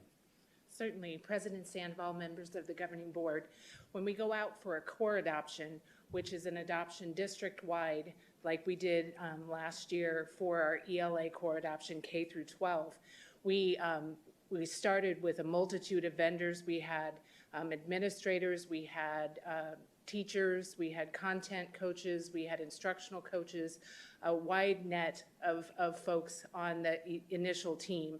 From there, we looked at ed reports to ensure that that they were high quality materials and also that they aligned to the standards. In our letter that we sent out to our companies, we specifically articulated the scope of work that we expected them to be able to accommodate so that those that didn't meet that threshold would not apply or not participate in that.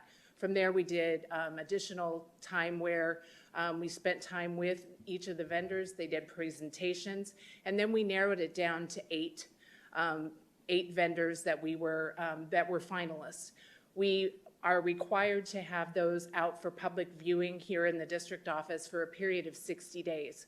We went one step further. I think if you remember my presentation, 3 women in a van, that's what we did. And we took every single school had the materials for a period of 2 weeks. We continued to publicize that out through the building principals and also through our public relations department, letting them know, letting families know. We asked our teachers to go in and complete a survey, asked our students and asked our parents to come in and to ensure that we were purchasing the most high quality products, but also that our families could get behind. So then we did, like Dr. Bell was talking about at the end, we did have an opportunity for the governing board then to look at the finalists prior to making that recommendation for approval. Yeah, good. No, thank you for that. I appreciated that. Any further questions, comments for Ms. Hobbs or Ms. Myers? Ms. Hill, you good? Have any other questions? No questions at this time. Thank you. Okay, perfect. Thank you both very much for the time.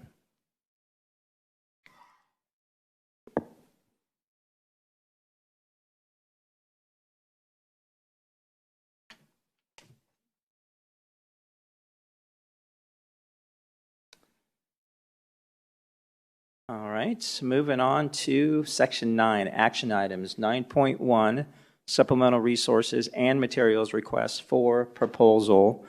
This is being presented by, I believe, the same team, but we do have one public comment tied to this line item. So Ms. Myers, after you present, we'll listen to the public comment, and then we'll get into board questions and comments. So the floor is yours. Thank you, and I'll ask Christian to pull up the actual agenda item, because I'll be speaking to that in general. And good evening again, President Sandoval, members of the Governing Board, and Dr. Reynolds. Peoria Unified School District Policy IJJ defines supplemental resources as any resources not used for primary instruction. And Peoria Unified Schools use supplemental resources in multiple content areas during the school year for classroom instruction. A district-initiated request for proposal for supplemental resources and materials can be used in addition to consortium cooperative contracts to procure these items. Formal procurement is required when district-wide purchases for a commodity will be at or exceed $100,000 in 1 year. There is a prescribed process for a district RFP that will include a district-generated scope of work, evaluation criteria, and evaluation committee. The timeline for an RFP can range from 80 days to several months, depending on the materials, services, or activities that are being procured. The process is initiated with governing board approval for the issuance of the formal solicitation and concludes with an award being approved by the governing board. At this time, administration is requesting governing board approval to issue a request for proposal, RFP, for district supplemental resources and materials, which may include print materials, manipulatives, tiered instructional materials, videos, software, online resources, digital and electronic media. Thank you. Yep. Thank you, Ms. Myers. And like I stated earlier, we do have one public comment tied to this line item, and that is coming from Ms. Heather Rooks.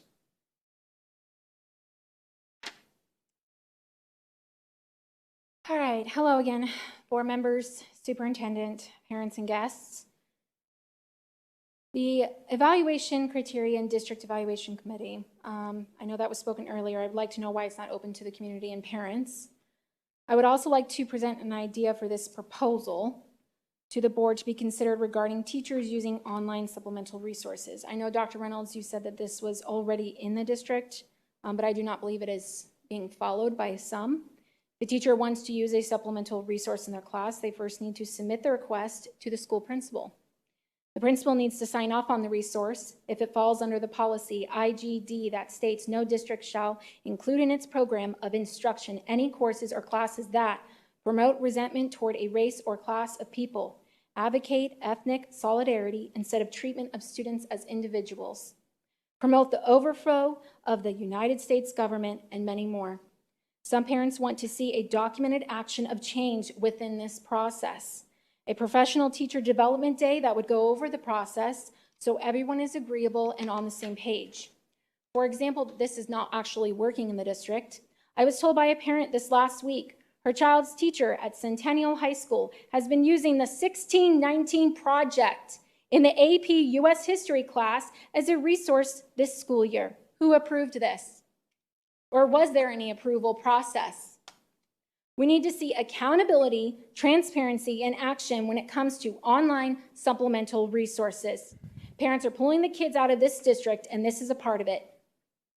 Dr. Reynolds, I hear you when you state there is no critical race theory in Peoria District, but again, actions speak louder than words. Critical race theory has other terms with the same content that include social justice, equity, culturally responsive learning, and social emotional learning. How is the leadership, administration, curriculum team, and the Peoria District going to promise that the names I just listed will not be in the curriculum or supplemental resources? I know that there's a vetting process that they say they go through, but there are still teachers, very select few, who are bringing this into the schools. There is no accountability. There is no approval process being done with anybody. A teacher was using the 1619 project. The parent requested that in public records. I requested that in public records, and we're still waiting to hear. Thank you, Ms. Ricks. Board members, comments, questions? Ms. Hill? No questions at this time. Thank you. Dr. Sorensen? No questions for me. Thank you, sir. Ms. Underhill?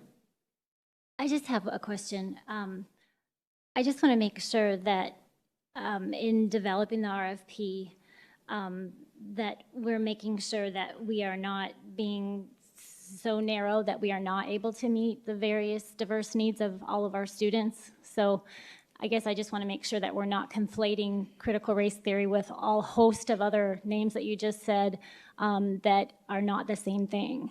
So I just wanted to make sure that we would not narrow our focus too much within that RFP. President Sandoval, Mrs. Underhill, members of the governing board, the scope of work for an RFP is developed by the departments that will be utilizing the resource. That would include our academic services, curriculum and instruction, and other content experts. So I would defer to those team members for additional comment. Great, thank you for that. Thank you, Ms. Underhill. Ms. Pingerelli? No questions at this time. Yeah. Thank you, Ms. Pingerelli. I guess my question is along the lines of Ms. Underhill, just really, when we take a look at our purpose as a district and our promise of public schools to our families, our students, every student every day prepare to shape tomorrow, right? And, as we take a look at this RFP, and I just want to make sure, and I'm sure the answer is yes, that we are always preparing our students, for the 21st century, right? And looking forward and innovating. We're an educational organization, a system that, fundamentally, yes, academics, and also making sure that, again, our kids are ready for that 21st century workforce. So just want to make sure that, when we draft, curate the content in and around the RFP, that we're always staying true to our purpose as a district, right? And having that infinite mindset to ensure that our kids are positioned to be successful in their future. President Sandoval, thank you. And again, our academic team will be part of that. And so thank you for the comments. Yeah. Thank you, Ms. Myers. If no further questions, do you have another question, Ms. Underhill? No. Okay. No further questions, comments. I do need a motion to approve 9.1, which is the supplemental resources and materials request for proposal. I move that we approve 9.1 supplemental resources and materials request for proposal. I'll second that. Ms. Contra, we have a motion by Ms. Underhill and a second by myself. Board members, please cast your votes. I think we have to do a voice vote, Ms. Contra. Yes, sir. Thank you. Representative Pingerelli. Aye. President Sandoval. Yes. Mrs. Underhill. Yes. Dr. Sorensen. Yes. Mrs. Hill. Yes.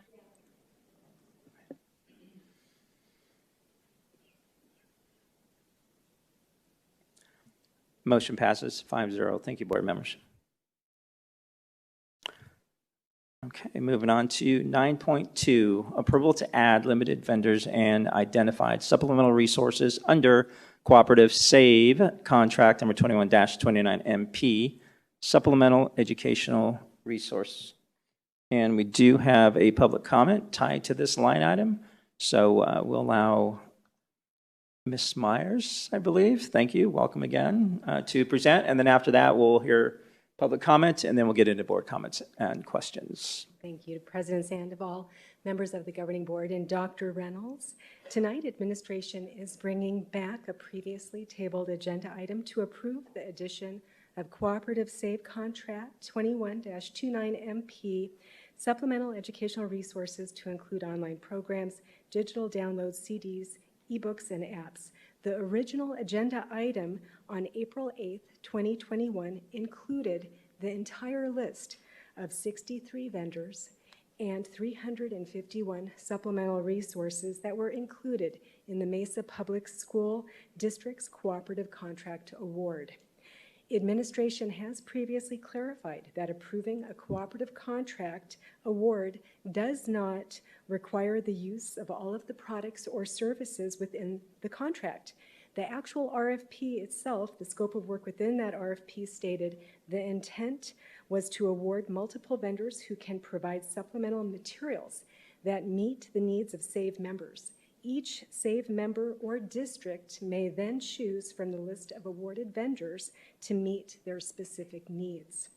Governing board action to award the participation in a cooperative contract is a procurement function and is not the formal approval of curriculum or supplemental resources, which is an academic function.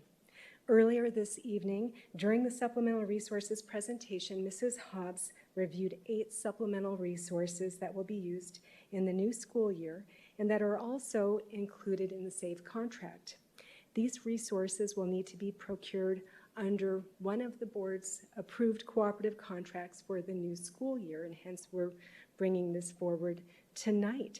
The 8 identified supplemental resources are listed in detail in the agenda item, but I will read them as well. As Alex by McGraw-Hill, Read 180 Universal by Houghton Mifflin Harcourt, that's the vendor, System 44, Houghton Mifflin Harcourt, Edgenuity Courseware, 612, Edgenuity Raz Kids, Learning AZ, Foundations of ELL and World Language, Rosetta Stone, Discovery Education Science Textbooks, Discovery Ed, and then Quaver's General Music Curriculum Grades K6 by Quaver Ed.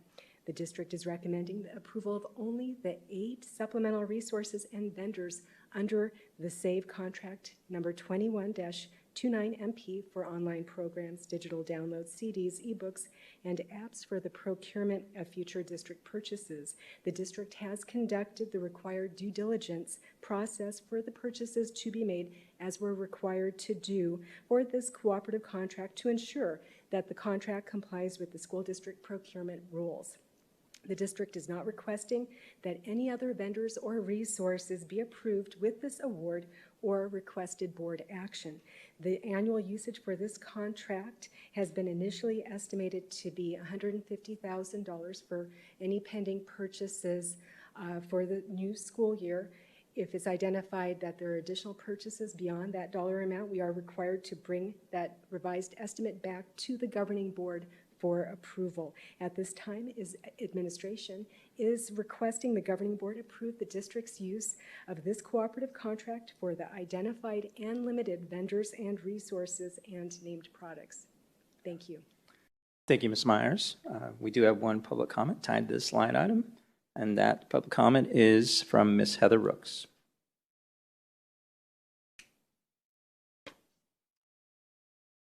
Board members, superintendent, parents, and guests, I looked over the SAVE contract and the supplemental resources listed. Has the curriculum team developed a plan to keep checking on these websites when the websites have updated content changes? Is the district going to ask the vendors to update them on anything that is new or added to the website? Because these can change at any point in time in the future. I also did want to thank Danielle Airy and the science curriculum coach for showing us the websites in this list and taking time to explain. I also thought having a curriculum night with a presentation on the websites for parents to see is a great idea that Danielle Airy mentioned with the science curriculum coach. So, thank you. Thank you, Ms. Rooks. Board members, questions, comments? Ms. Hill. No comments at this time. Thank you. Dr. Sorensen. No, sir. Thank you, sir. Ms. Underhill? No. Representative Pingarelli?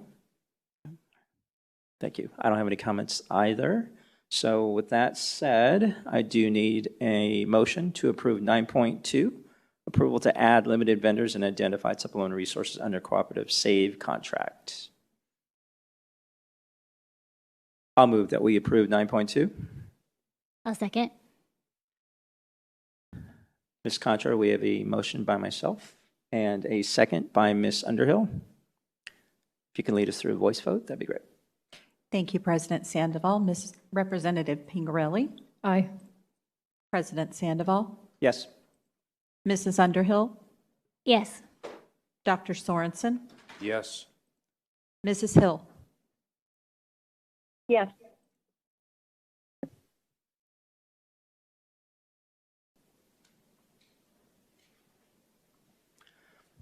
Motion passes 5-0. Thank you, board members. All right, moving on to 9.3, approval to add cooperative contract Mojave contract RFP number 20L-0206 for new, used, and/or supplemental textbooks and test preparation materials. Direct order. Ms. Myers, Sir. we do have public comment. No, actually, sorry, we don't have public comment tied to this one. So please, the floor is yours. Thank you, President Sandoval, members of the Governing Board, and Dr. Reynolds. On April 8th, 2021, an agenda item to approve the addition of cooperative contract, Mojave contract, RFP number 20L-0206 for new, used, and/or supplemental textbooks and test preparation materials. Direct order was tabled as there were questions on cooperative contracts at that meeting. Subsequent to the meeting, there has been a presentation provided to the Governing Board on April 22nd related to cooperative contracts. And as well, information this evening has been presented and highlighted from policy IJJ, which includes the process to approve textbooks, which may include associated supplemental textbooks, workbooks, and test preparation materials. The district does periodically purchase replacement or additional textbooks as needed at district schools for previously adopted textbook materials that have been board approved. Tonight, administration is bringing back this agenda item to request governing board approval for the addition of this cooperative contract and the award of the 5 named vendors in the actual agenda item for the district to purchase new and/or used textbooks, supplemental textbooks, and test preparation materials. Our estimate for expenditures for the upcoming year is $30,000. Thank you. Thank you, Ms. Myers. Board members, questions, comments? Ms. Hill? No comment. Thank you, Ms. Hill. Dr. Sorensen? No, sir. Yeah, thank you. Ms. Underhill? No, thank you. Yep. Representative Pingarelli? No questions, but it was just pointed out to me. I just wanted to recognize Representative Schwiebert is in the back of the room. So thank you very much for joining us tonight. I believe she taught here. Thank you. Welcome. Thank you for that, Ms. Pingarelli. I don't have any questions either, Ms. Myers. So with that said, I do need a motion to approve 9.3, approval to add cooperative contract Mojave contract RFP number 20L-0206. I'll move that we approve 9.3. I'll second. Ms. Contra, we have a motion by myself and a second from Ms. Underhill. I think we'll need to go through a voice vote again. Thank you, President Sandoval. Representative Pingarelli? Aye. President Sandoval? Yes. Mrs. Underhill? Yes. Dr. Sorensen? Yes. Mrs. Hill? Yes.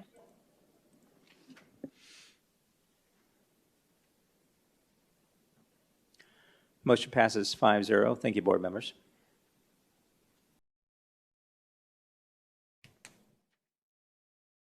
Moving on to 9.4, 2021-2022 Peoria Unified Organizational Chart. We do have public comment tied to this line item.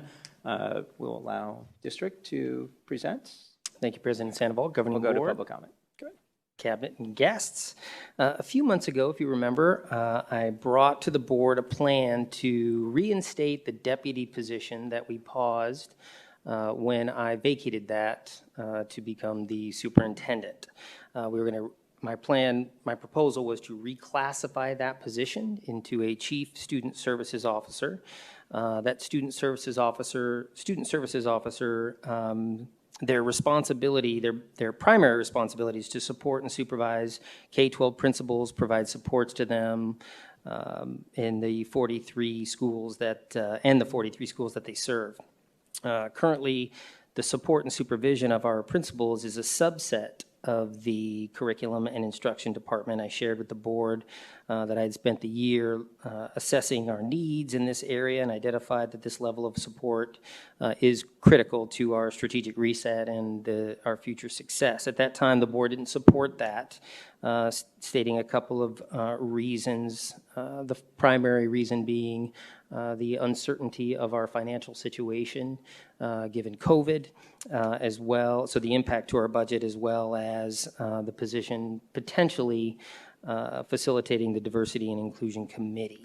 But we have an opportunity now, based on a recent opening, a recent vacancy that was created, to reconsider the organizational chart without adding back or without creating that other position, so working within the structure that we have. It also allows me to address the concerns that you had and take that feedback and bring this proposal for an organizational structure.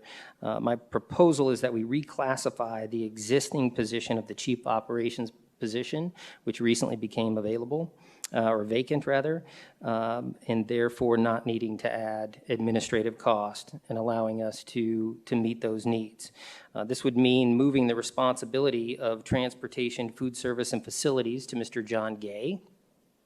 In technology, changing his title to technology and operations, and then moving K-12 supervision from curriculum and instruction to student services, and then the strategic planning element that Mr. Gay leads currently would move to my responsibilities. Under this model as well, our Diversity and Inclusion Committee would remain as an employee resource in the human resources, in the personnel department. The reclassified position would then be responsible for our K-12 principals, the directors who support them, academic counseling, health services, social workers, our McKinney-Vento liaison, and middle school and high school athletics. This structure would better reflect our mission and our vision, support our strategic plan reset, not add any administrative costs, and allow us to better serve our students, teachers, staff, principals, and parents. And of course, I'm available for questions. Thank you, Dr. Reynolds. As stated, we do have public comment tied to this line item, and that public comment is coming from Ms. Heather Rooks. Ms. Rooks?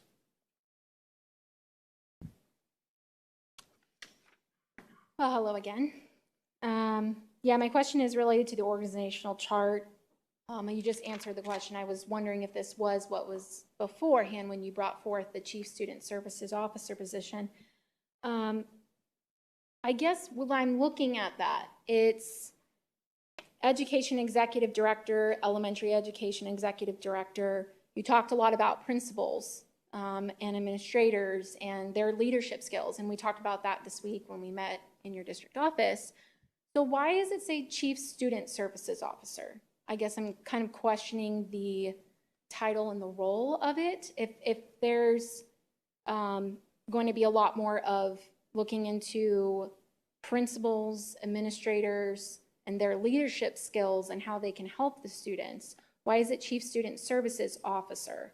And I know at the last board meeting, under the roles, if I remember correctly, was the diversity and inclusion. And obviously that is on a lot of parents' minds.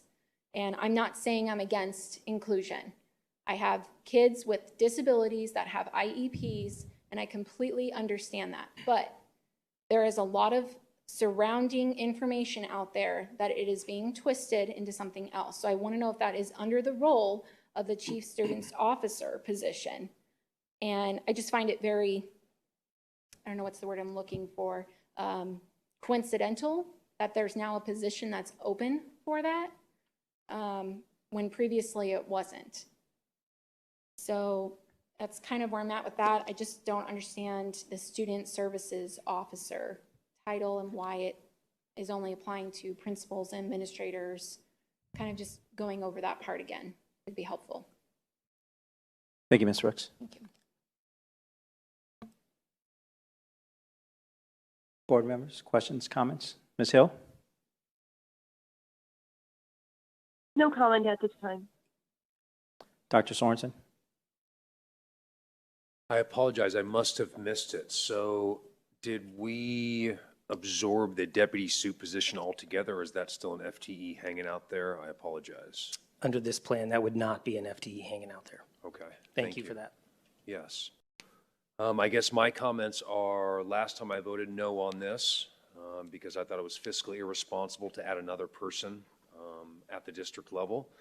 And this looks more amendable to me because it's not going to have those additional costs. So I can tell you I'm going to support this organization from a structural standpoint.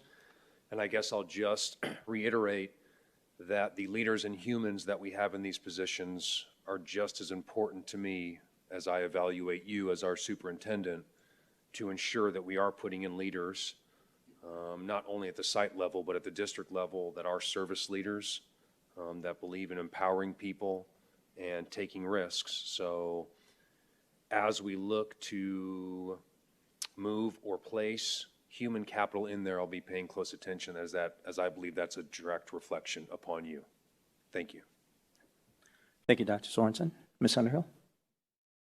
No, I approved of this position previously.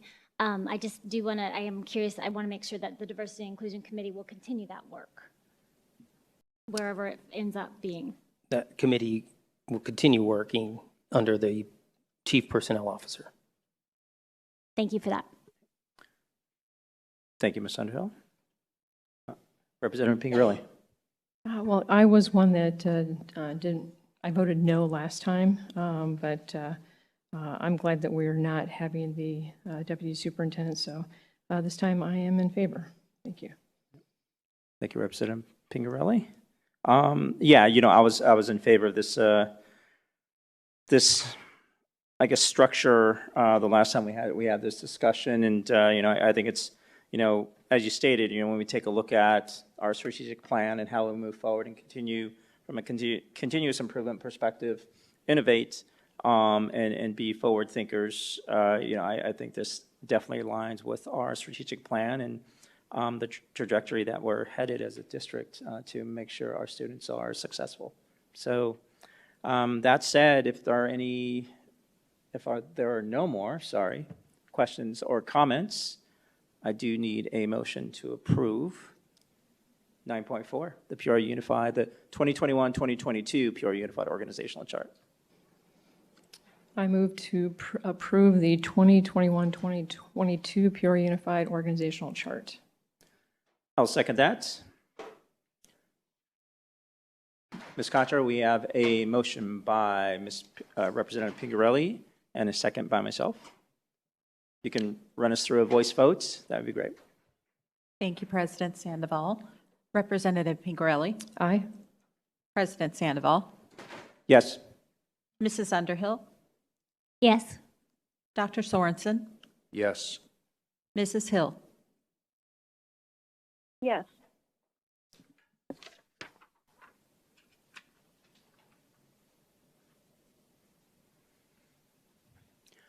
Motion passes 5-0. Thank you, board members. All right, moving on to Section 10, Informational Reports. At 10.1, Report on Upcoming Meetings and Events. Ms. Aries. Thank you, President Sandoval. Nothing to update you. Thank you. 10.2, Legislative, State, and Local Updates. Ms. Myers. President Sandoval, members of the Governing Board, Dr. Reynolds, I do not have a report this evening. Thank you. Thank you, Ms. Myers. 10.3, we get into our Budget, Facilities, Planning, and Construction Report. These are on our website. Can be viewed at your leisure. 10.4, District Budget Report for the month of April 2021, also on our website. Section 11, Other Business. 11.1, Board Member Opportunity to readdress agenda items. Ms. Hill, any items that you would like to readdress on this agenda? No, thank you. All right. Dr. Sorensen? No, sir. Ms. Underhill? No, thank you. Representative Pingarelli? No, thank you. Neither do I. Thank you. Moving on, 11.2, Requests for agenda items for future governing board meetings. Ms. Hill? I have nothing to add at this time. Thank you. All right. Thank you, Ms. Hill. Dr. Sorensen? No, sir. Ms. Underhill? No, thank you. Representative Pingarelli? Not tonight. All right, thank you. I don't have any items this evening either. Final item, Section 12, adjournment, 12.1. I do need a motion to adjourn. Looks like at 7:54. I'll motion that we adjourn. Second. Ms. Contra, I have a motion by myself, a second by Ms. Underhill. If you can run us through a voice vote, that'd be great. Certainly, President Sandoval. Representative Pingarelli? Aye. President Sandoval? Yes. Mrs. Underhill? Yes. Dr. Sorensen? Yes. Mrs. Hill? Yes. Motion passes 5-0. Thank you, board members, community, those in attendance. Thank you for this evening.